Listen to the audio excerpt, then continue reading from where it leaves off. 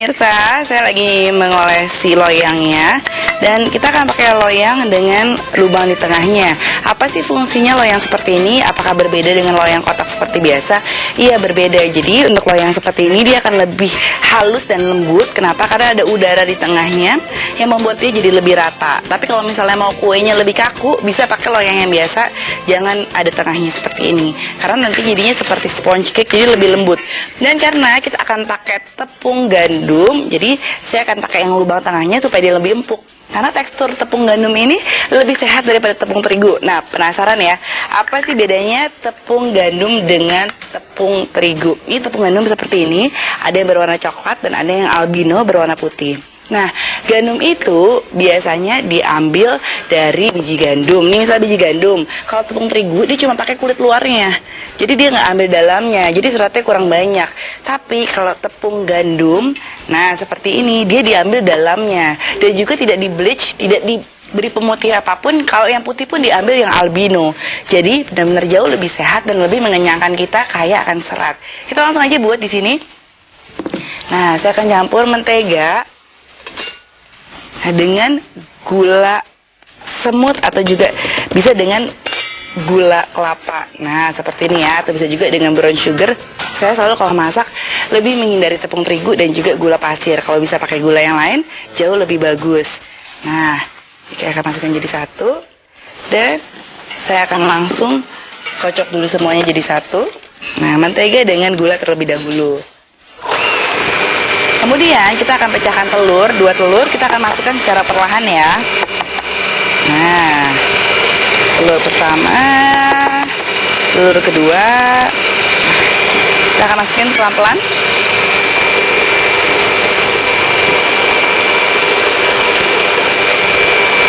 Oke.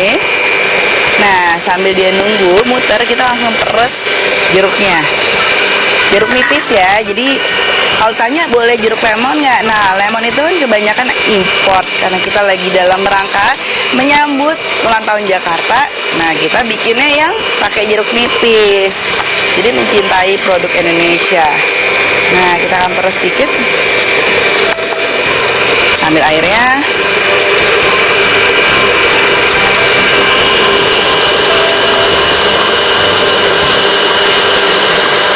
Nah, satu lagi.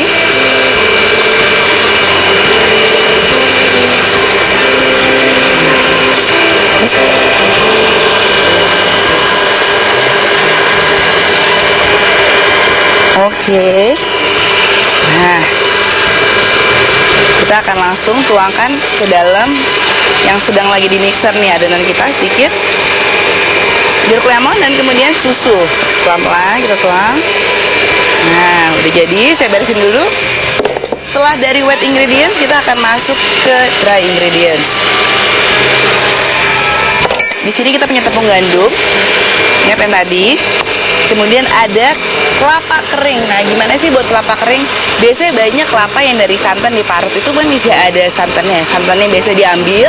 Nah, kelapa jangan dibuang, bisa dikeringkan, dimasukkan ke dalam oven sebentar atau dimasukkan ke dehydrated. Itu biasanya buat biasa supaya dia kering atau juga bisa dijemur di matahari.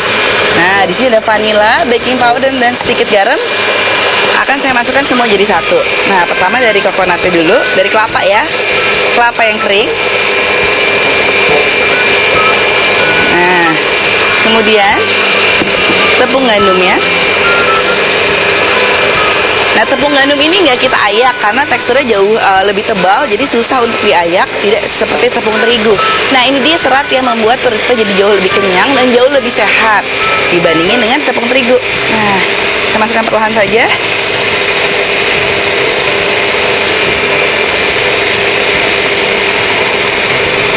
Dan kemudian kita kasih baking powder 1 sendok teh dan vanili 1 sendok teh juga. Dan sedikit garam. Nah, kenapa sih saya selalu kasih garam di setiap kue atau juga dessert? Nah, karena garam ini akan mengeluarkan rasa manisnya. Seperti kalau saya masak coklat, biasanya saya kasih kopi sedikit supaya rasa coklat itu jauh lebih keluar. Nah, kita tunggu sebentar. Kita udah siapkan loyang di sini kecil-kecil. Nah, Ada 5, semoga semua cukup kebagian. Nah, oke, sudah cukup, saya matikan. Oke. Nah, udah jadi, cepet kan? Siapa bilang bikin kue susah? Gampang. Sekarang kan ada peralatan-peralatan serba canggih. Nah, udah jadi, kita tinggal langsung masukkan perlahan demi perlahan ke cetakan kita. Nah, nih, masukin, lihat ya, tekstur ini sedikit kaku dan keras, karena itu kita pakai yang lubang di tengahnya. Kalau mau yang lebih besar juga boleh, saya akan pakai yang kecil-kecil di sini. Nah, saya akan masukkan, dan jangan lupa, dari awal pekerjaan sudah harus memanaskan oven. Jadi oven itu harus dipanaskan dulu supaya dia itu panasnya merata. Nah, udah jadi satu.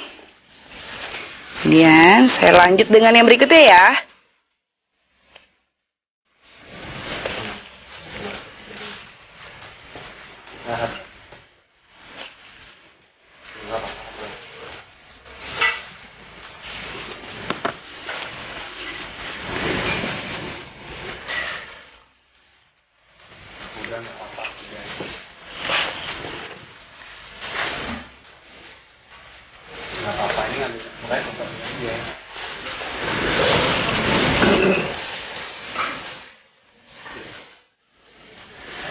Nah, ini udah jadi.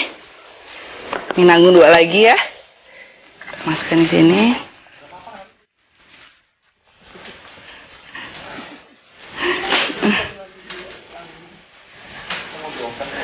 Nah, udah langsung tinggal masukin ke dalam oven setelah ini. Nah, oke. Satu lagi. Nah, ini enak sekali karena ada rasa kelapa dan juga ada rasa jeruk nipis ya. Dan ada warna kecoklatan ini dari gula palemnya, atau juga disebut dengan gula kelapa atau gula selemut ya. Jadi terserah mau pakainya apa. Nah, sudah selesai, ada 5, kita langsung masukin ke dalam oven dulu.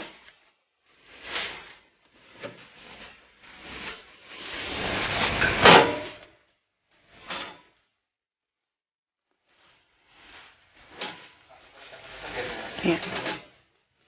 Nah, ini dia yang terakhir. Sambil kita tunggu matang, nih 180 derajat, 30 menit. Oke. Nah, sambil kita tunggu matang, kita lihat dulu yuk ringkasan resep berikut ini.